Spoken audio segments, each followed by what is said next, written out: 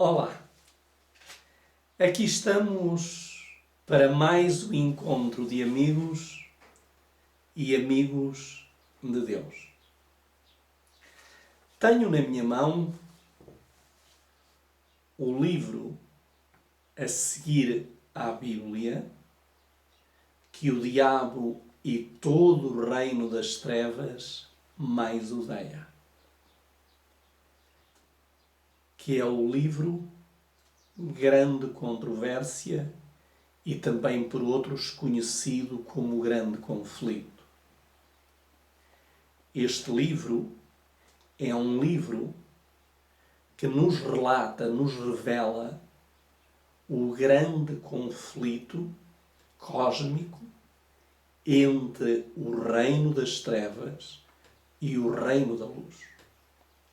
A batalha entre Cristo e Satanás, entre os seguidores de Cristo e os seguidores de Satanás. Há alguns meses eu propus-me estudar este livro nas redes sociais. E eu sei e adverti a muita gente que não é tarefa fácil estudar este livro simultaneamente com as Escrituras Sagradas. Porque como é um livro tão odiado, então o inimigo fará tudo por tudo para que nós não tenhamos nem coragem, nem força, nem disposição para o ler. E confesso que quando eu fiz este desafio a mim mesmo, eu propus-me estudá-lo diariamente, sem interrupção. Consegui fazê-lo até ao capítulo 7. Mas já há longos dias que eu não o estudava nas redes sociais. E isto não quero de maneira nenhuma dizer que aquilo que está a acontecer comigo não acontecerá com todos os outros. Não é fácil. Mas, nestes últimos dias, eu tenho sentido dentro de mim uma exigência para que este livro continue a ser apresentado. No capítulo 6, aliás, no capítulo 7, melhor dizendo, estudamos o aparecimento de um monge no século XVI, conhecido e que há bem pouco tempo se celebraram os 500 anos, conhecidos como 500 anos da Reforma Protestante. Este homem, sendo um monge, um sacerdote católico, um monge católico, um homem sincero, mas sinceramente enganado,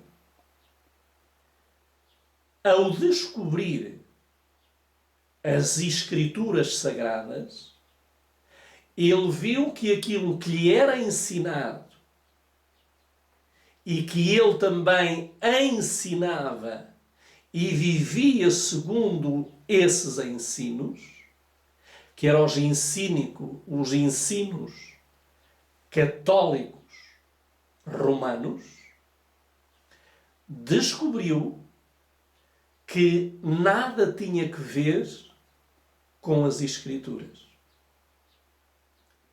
Viu que havia uma contradição em relação àquilo que dizia e ensinava o Assim diz o Senhor.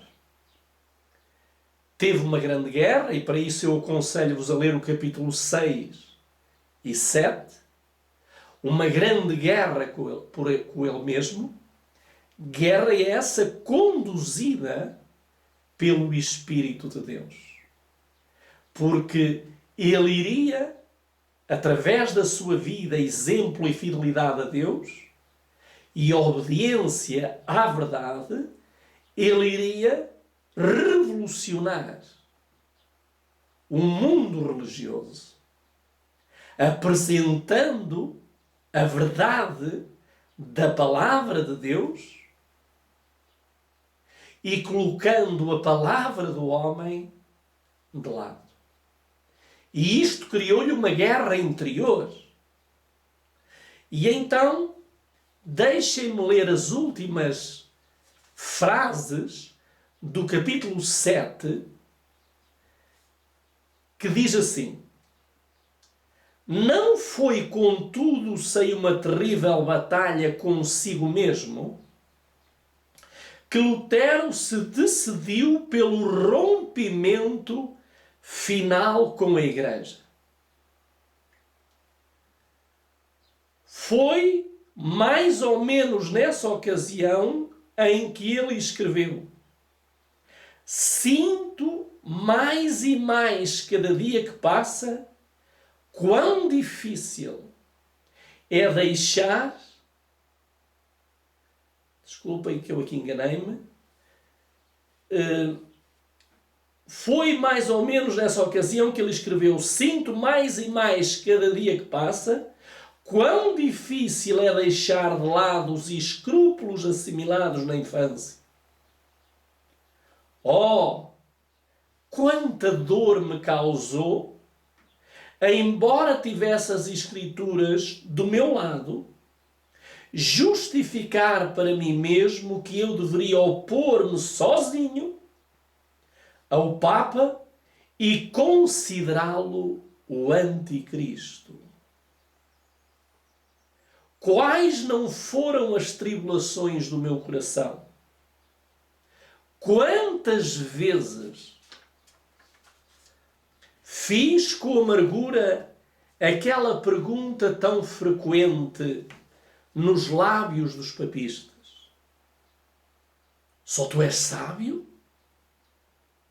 Poderão todos os outros estarem errados? Como será se depois de tudo estiveres errado, envolvendo-te num erro tantas almas que serão por isso eternamente condenadas? Assim lutei contra mim mesmo e contra Satanás, até que Cristo, por meio da sua infalível palavra, fortificou o meu coração contra essas dúvidas. O Papa havia ameaçado Lutero de excomunhão se ele não se retratasse, e agora a ameaça se cumpria. Surgiu uma nova bula papal, declarando a separação final entre o reformador e a Igreja Romana. Entrava-se definitivamente no grande conflito. E agora notem o que diz aqui. A oposição é o quinhão de todos aqueles a quem Deus emprega para apresentar verdades especialmente aplicadas ao seu tempo. Havia uma verdade presente nos dias de Lutero, uma verdade especial, importância para aqueles dias, e há uma verdade presente para a Igreja de hoje. Aqueles que apresentam a verdade para este tempo não devem esperar ser recebidos com mais fervor do que os reformadores precedentes. A grande controvérsia entre a verdade e o erro, entre Cristo e Satanás, deve intensificar-se até ao fim da história deste mundo. Jesus disse: se vós fosseis do mundo, o mundo amaria o que era seu.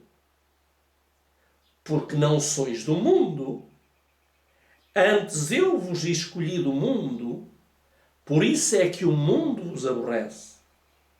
Lembrai-vos das palavras que vos disse. Não é o servo maior que o seu senhor? Se a mim me perseguiram, também vos perseguirão a vós. Ai de vós, quando todos vos louvarem, porque assim procederam os seus pais com os falsos profetas. As formas de oposição à verdade podem mudar. A inimizade pode estar menos evidente porque é mais sutil, mas o mesmo antagonismo ainda existe e será manifestado até ao final dos tempos.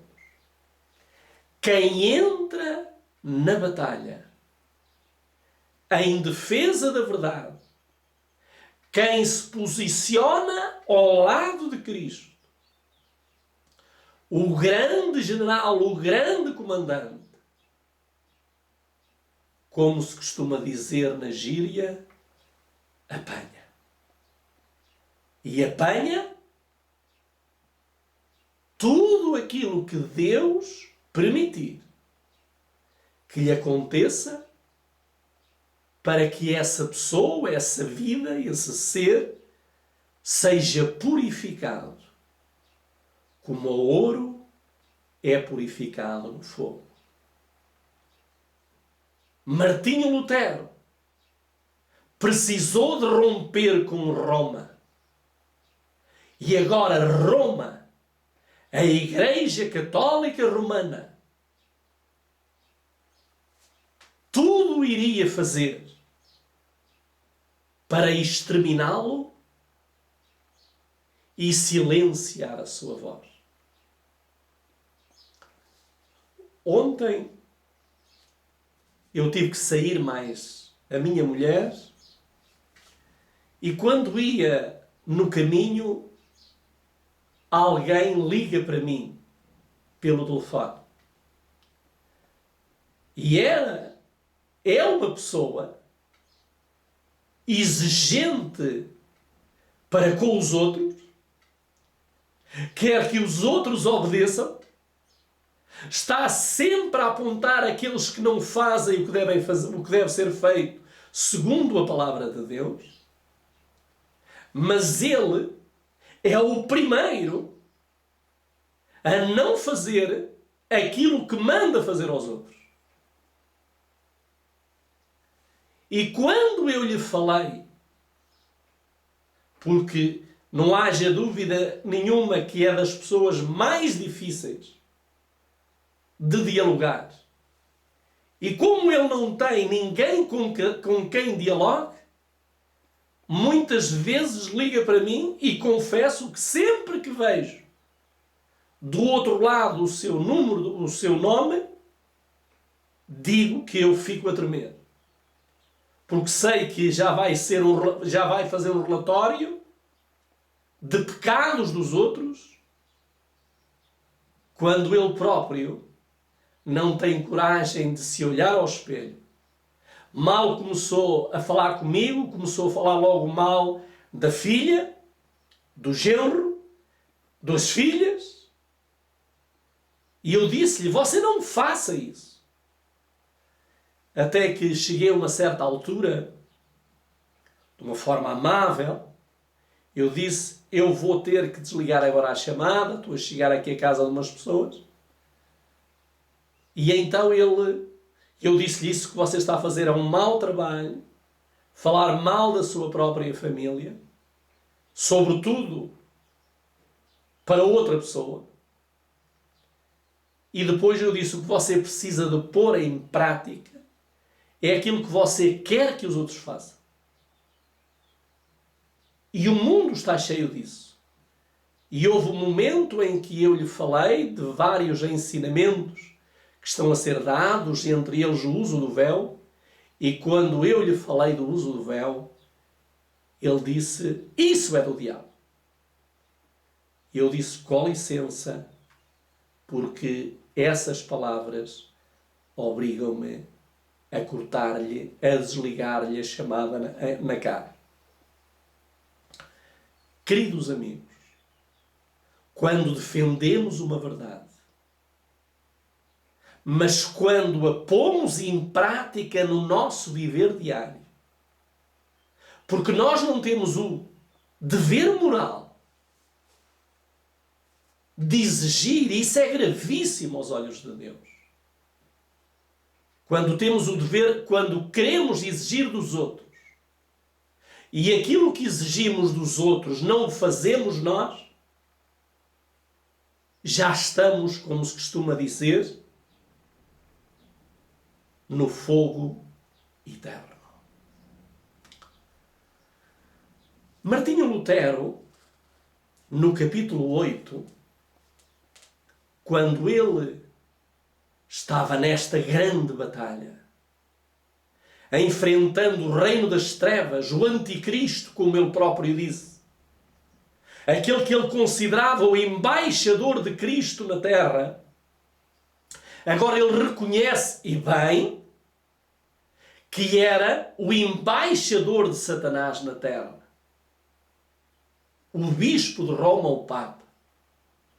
E agora ele afronta com as Escrituras os ensinos que ensinava a tradição católica. E agora ele não só está excomungado, expulso e condenado pela Igreja Romana à morte, apenas esperando a hora da oportunidade para que estes o façam. Nestes intermentos, e agora entrando no capítulo 8, o novo imperador, Carlos V, sobe ao trono na Alemanha. E quando ele sobe ao trono, Carlos V, sendo também Martinho Lutero de nacionalidade alemã, estando ele a viver na Alemanha, quando ele sobe ao trono, a Igreja Romana logo envia emissários a Carlos V como representantes da Igreja Católica Romana, e então, imediatamente, Carlos V, ao receber esses emissários, imediatamente ele começa a sentir que agora de Roma esses emissários trazem sobre ele uma pressão. E qual era a pressão? É que ele agora contribuísse para silenciar este opositor da Igreja Romana. E diz-nos assim, que quando eles chegaram junto de Carlos V, o imperador foi-lhe proposto que ele fizesse tudo, assinasse um decreto imperial para sentenciar Lutero à morte. Por isso, eu quero vos dizer uma coisa. Quando ele viu esta pressão, ele teve também o eleitor da Saxónia pressionando neste caso Carlos V, para não cair nessa armadilha. E então, aquilo que ele deveria propor é que, antes de tomar qualquer decisão, Lutero deveria ser ouvido numa assembleia onde estivessem representantes religiosos e políticos e ali ele pudesse defender-se. E isto é sabedoria. Porque hoje condenam-se pessoas sem nunca terem sido ouvidas. Nas igrejas hoje expulsam-se pessoas sem nunca terem sido ouvidas pelos inquisidores. E agora notem o que é que aconteceu. Quando essa assembleia, e eu estou a tentar contar um pouco a história, porque não podemos ler todo o capítulo 8, vamos ler aquilo que eu acho que é mais importante. Quando isto estava a acontecer, Martinho Lutero encontrava-se um pouco debilitado fisicamente, com problemas de saúde. Mas diz aqui, Lutero ansiava por comparecer perante o imperador. Lutero era um homem destemido. Não tinha medo. Porque se ele tivesse medo, não desafiaria a maior autoridade religiosa da terra, o bispo de Roma. Ele o desafiou, sendo por ele sentenciado à morte.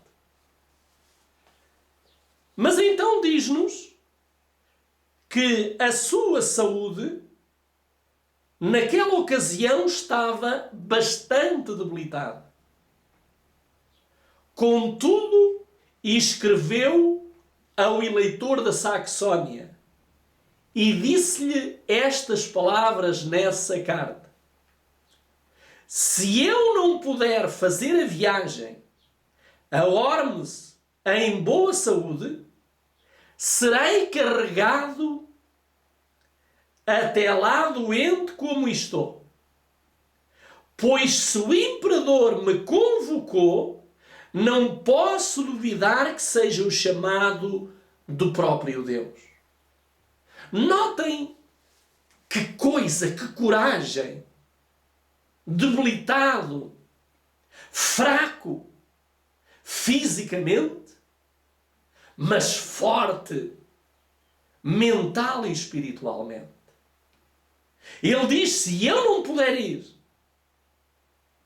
pelos meus próprios pés, eu serei carregado para ir à presença do imperador. Porque eu sinto que este chamado do imperador vem de Deus. E ele continua: se desejarem usar a violência contra mim, como provavelmente o farão, pois não é com o propósito de obter informações que exigem o meu comparecimento perante eles, coloco a questão nas mãos do Senhor. Ou seja, o que Lutero sabia é que aqueles que exigiam a presença dele, os líderes religiosos e os embaixadores de Roma, eles não queriam aprender de Lutero. Eles queriam era buscar uma oportunidade, como fizeram com Cristo, para o levarem e o condenarem à morte. Mas Lutero, tal como Jesus, ele não tinha a sua vida por preciosa. E ele diz: se desejarem usar de violência contra mim, como provavelmente o farão, pois não é com o propósito de obter informação que exigem o meu comparecimento perante eles, coloco a questão nas mãos do Senhor. Ele não colocava só as questões na mão do Senhor. Ele colocava-se todo ele, corpo, alma e espírito, nas mãos do Senhor, para defender a verdade do Senhor, custasse o que custasse, nem que tivesse de ser carregado. Como se costuma dizer, e como se diz aqui na Beira Alta, nem que tivesse de ser carregado por 2 homens numa paviola à presença dos seus algozes. Que coragem! Sabem que isto dá-me forças. Porque estes homens são necessários nos dias de hoje. Porque estes homens precisam de sentir aquilo que Lutero sentia. Ele sentia a força de Deus impulsionando a sua vida. Ele respirava a verdade. Ele respirava Cristo. E ele abominava o império das trevas. Notem o que ele diz. Cuidemos apenas para que o Evangelho não seja exposto ao escárnio dos ímpios e derramemos o nosso sangue na sua defesa, de preferência a permitir que eles triunfem. Amém. Amém. Ele diz: se for necessário derramar sangue, vamos derramá-lo. Mas não vamos permitir que o Evangelho, a verdade de Cristo, possa ser vituperado e possa ser colocado em segundo plano.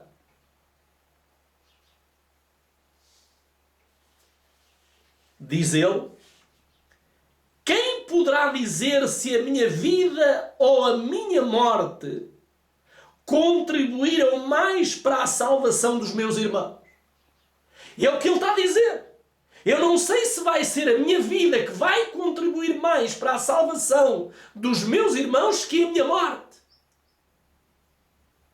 Só Deus o sabe. Há muitas pessoas que vão ser mártires. Porque Deus entende que a sua morte, a morte dessas pessoas, é mais importante do que a vida dessas pessoas. É mais importante eles serem silenciados do que continuarem a falar.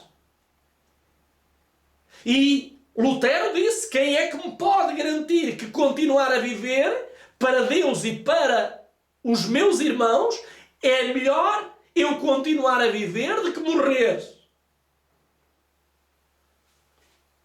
É por isso que este livro é tão odiado. Queridos amigos, há uma coisa que ele diz logo no 3º parágrafo do capítulo 8. Ele diz assim: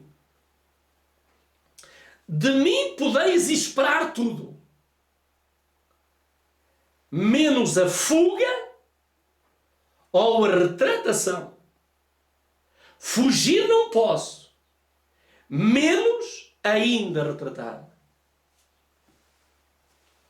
Coragem. Eu fico envergonhado dizer-me que sou cristão e com verdades que o Espírito nos revela, nós deitamos-las para o contentor do lixo, como ainda ontem aquele dito senhor que se diz adventista fiel, Quando lhe falei na questão do véu, ele disse: isso é obra do diabo.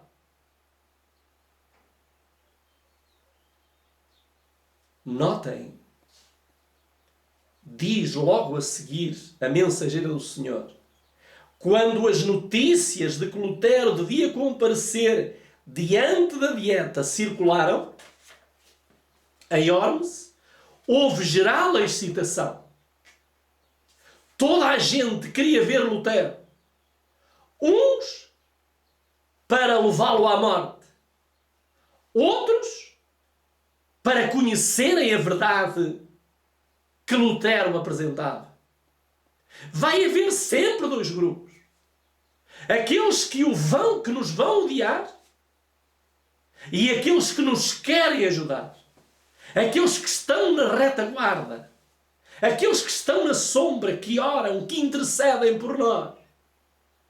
E quanta alegria, quanto eu peço a Deus, quanto eu agradeço a Deus por aquelas pessoas que têm o zelo de interceder por mim. Porque eu preciso das vossas orações. Eu não quero ceder. Como dizia aqui Lutero, ele disse de uma forma clara: de mim podeis esperar tudo. Reticências. Menos a fuga ou a retratação. E eu quero fazer minhas estas palavras de Lutero. Podeis esperar tudo, mas menos alguém silenciar-me com aquilo que o Espírito Santo nos revela por meio da sua palavra. Já estamos a fazer uma mensagem, não sei quando ela sairá, mas já começámos esta manhã. De manhã, quando eu estava ainda na cama, deviam ser umas 4 horas. O Espírito disse: fala das veredas antigas. E começámos a preparar uma mensagem esta manhã. Quando ele chegou a Worms, Lutero, a Leandro, notem bem, a Leandro, o legado papal, a quem fora especialmente confiado, e estava alarmado e furioso, percebia que o resultado poderia ser desastroso para a causa papal. Instaurar inquérito sobre um caso a respeito do qual o Papa já havia pronunciado a sentença de condenação seria lançar descrédito sobre a autoridade do Sumo Pontífice. Ou seja, aquilo que Leandro disse é: isto vai ser muito grave. Quando o povo souber que Roma já decidiu condená-lo sem realmente o ouvir, vai ser terrível. E sabem que há muitas pessoas que já estão a ser condenadas sem as pessoas primeiro as ouvirem. Os inquisidores, os condenadores, os servos de Satanás, já condenam aqueles que nem sequer ouviram.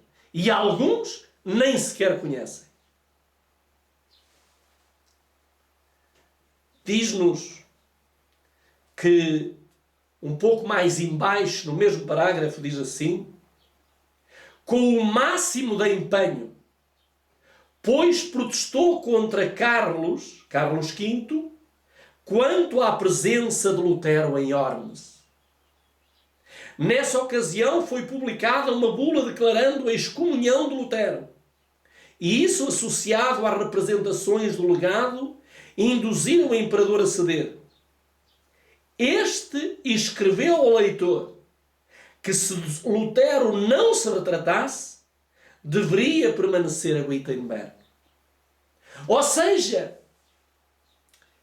diz claramente aqui que foi exigido que, depois de estar excomungado Lutero,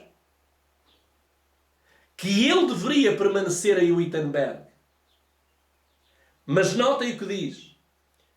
Não contente com essa vitória, porque ele agora estava em Ormes, Aleandro trabalhou com todo o poder e astúcia que dispunha para assegurar a condenação de Lutero.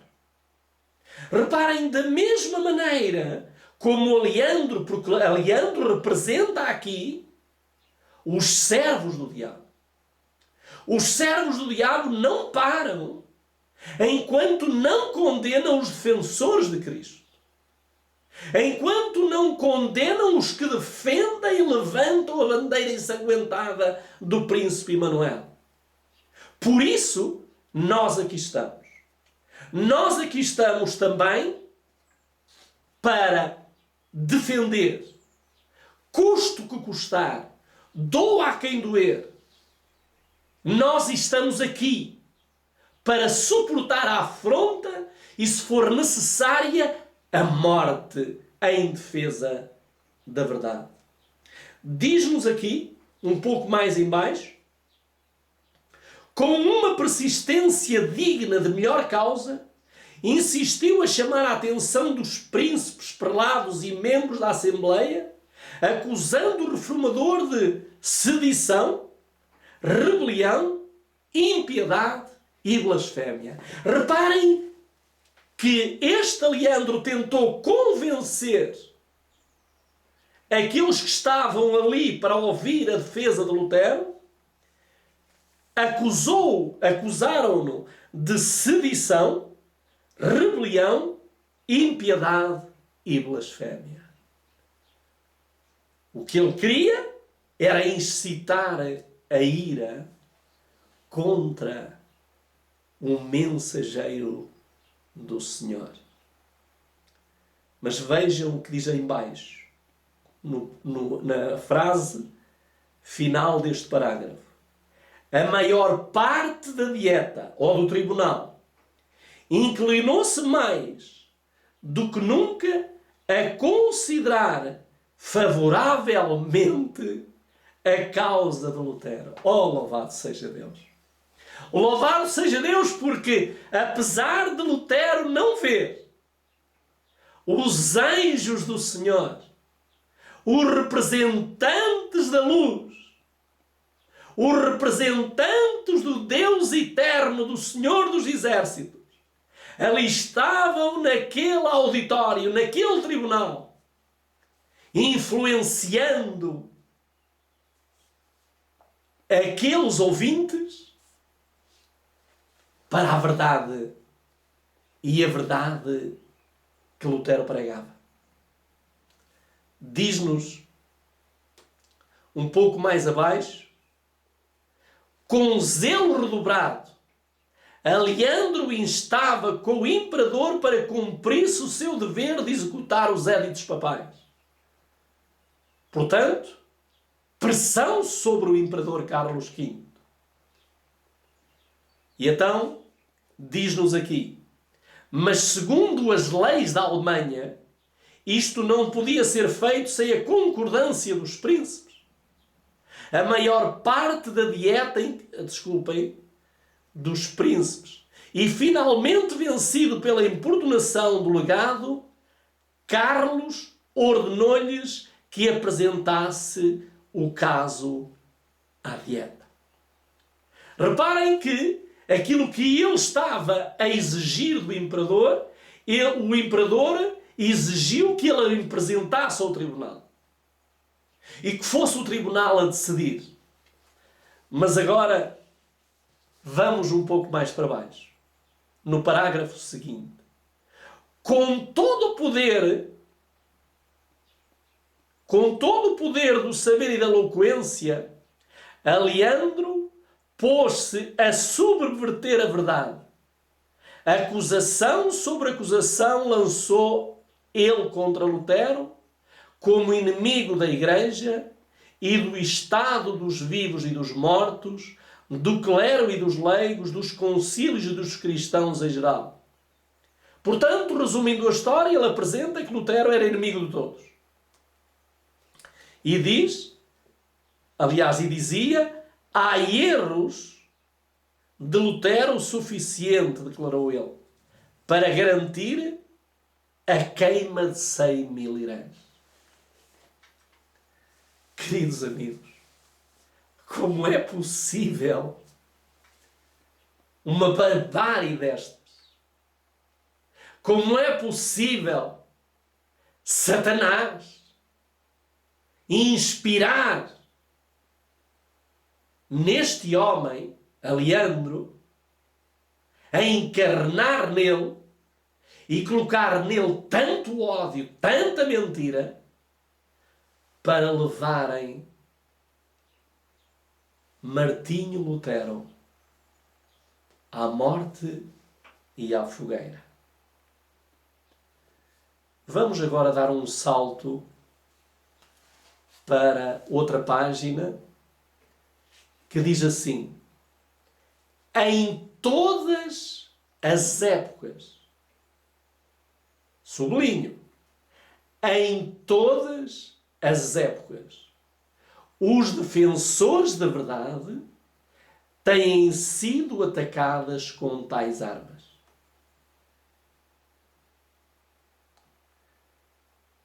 Os mesmos argumentos são empregados ainda contra todos os que ousam mostrar em oposição aos erros estabelecidos os claros e diretos ensinos da Palavra de Deus.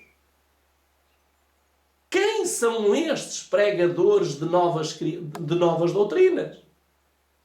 Oh, o véu, a barba, muitas outras coisas que estão a ser ensinadas, que o Espírito... Quem são estes pregadores de novas doutrinas? São novas? Ou são doutrinas antigas? Ou são doutrinas esquecidas? Exclamam aqueles que desejam uma religião popular. E o que é popular? Popular é fazer aquilo que o mundo faz. Como dizia hoje, naquele estudo que eu estou a fazer, o mundanismo e o liberalismo substituíram a reforma e o conservadorismo, o reavivamento. Diz-nos aqui, continua ela a dizer, e exclamam aqueles que desejam uma religião popular. São incultos, poucos e pobres. E isto é verdade. Não são pessoas que se formaram na universidade, não. Não são pessoas que andaram a receber a ensino de homens, mas são homens que diariamente recebem ensino de Deus.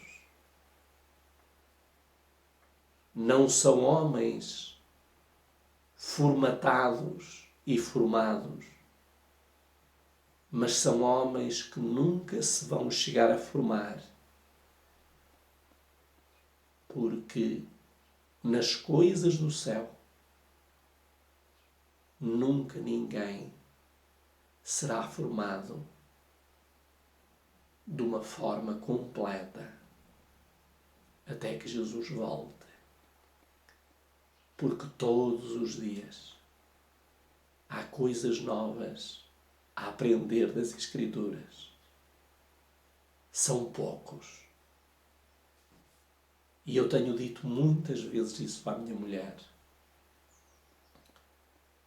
E ela diz: porque é que estamos sós? Porque é que tanta gente aqui passa e vai embora? São poucos. Assim Jesus se sentiu no Monte das Oliveiras. Até os 3 o deixaram.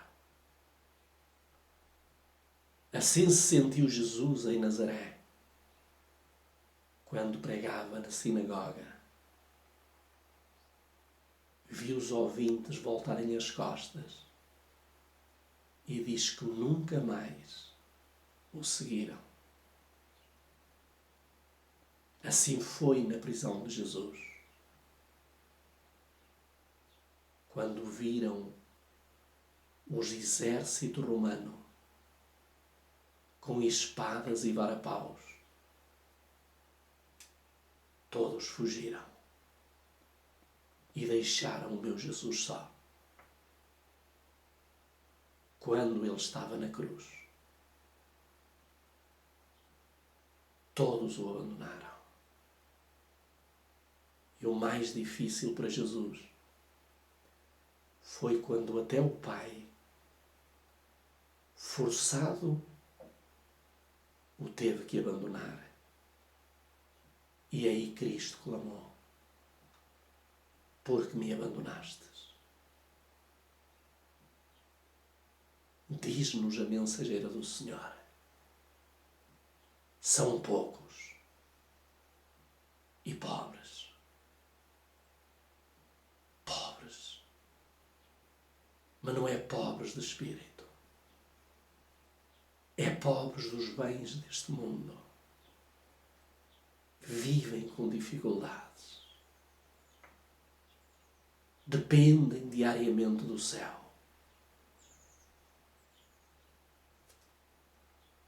Agora nota o que ela diz a seguir. Ainda assim, proclamam possuir a verdade e ser o povo escolhido de Deus. Acusam os outros de pobres, incultos,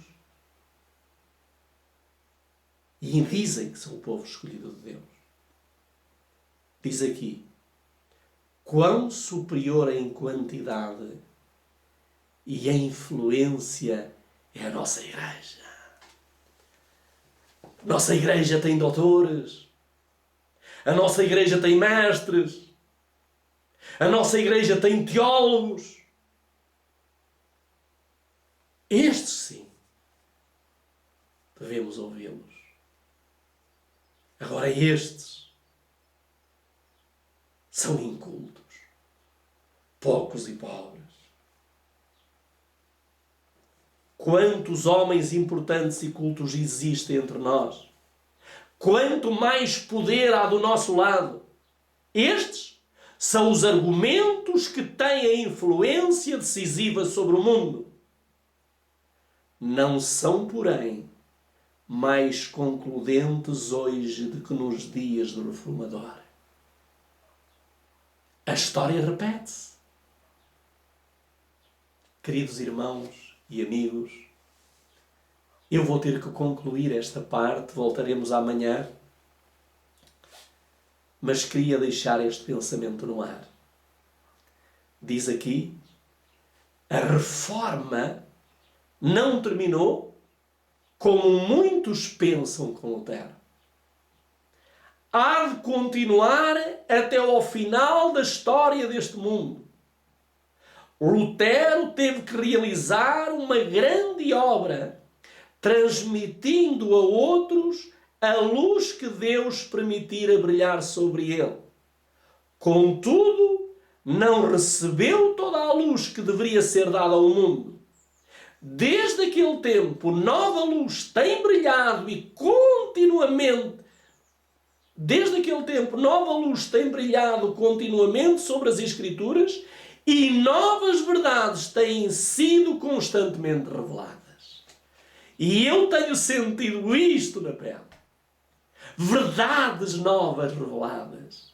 Eu louvo o meu Deus, mas também lhe peço força e determinação, coragem e firmeza, fé e mansidão,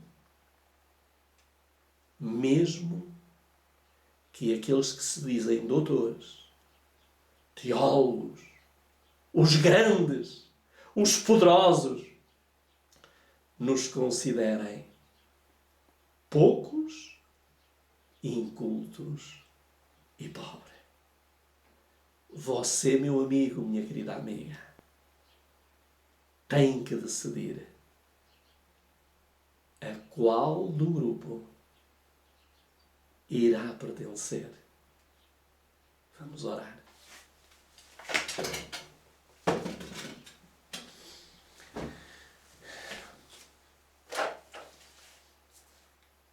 Senhor nosso Deus, muito obrigado. Não há dúvida nenhuma, querido Deus, que o livro O Grande Conflito ou a Grande Controvérsia é um livro que não foi escrito por acaso. É um livro que nos relata a história dos valentes na fé. Querido Pai, nesta manhã, querido Deus, Tu nos quisestes ensinar, como disse Lutero, mesmo que tivesse que ir doente levado, ele iria aonde Tu desejarias que ele fosse. É essa coragem que nós queremos. Iremos ser considerados incultos, pobres, sem qualquer sabedoria.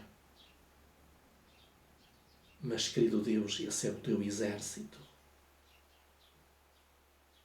Um exército que não é formado na terra pelos homens, mas é formado aqui na terra pelo céu.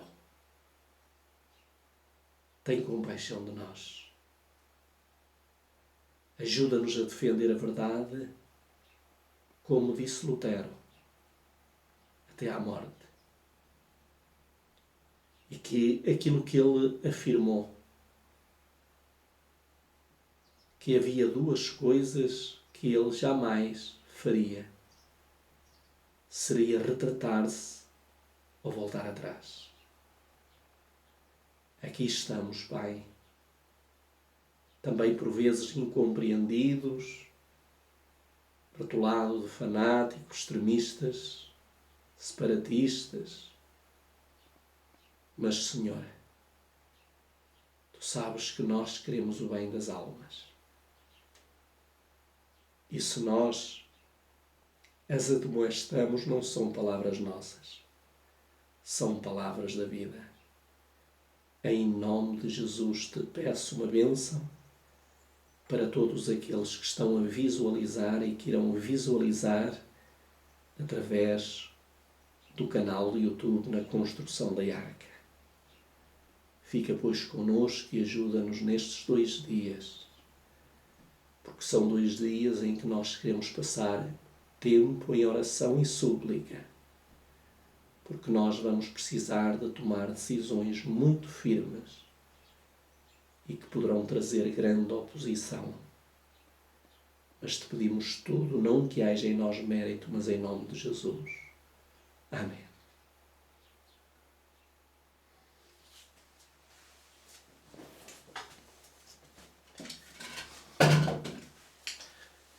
Em princípio, continuaremos amanhã com o capítulo 8.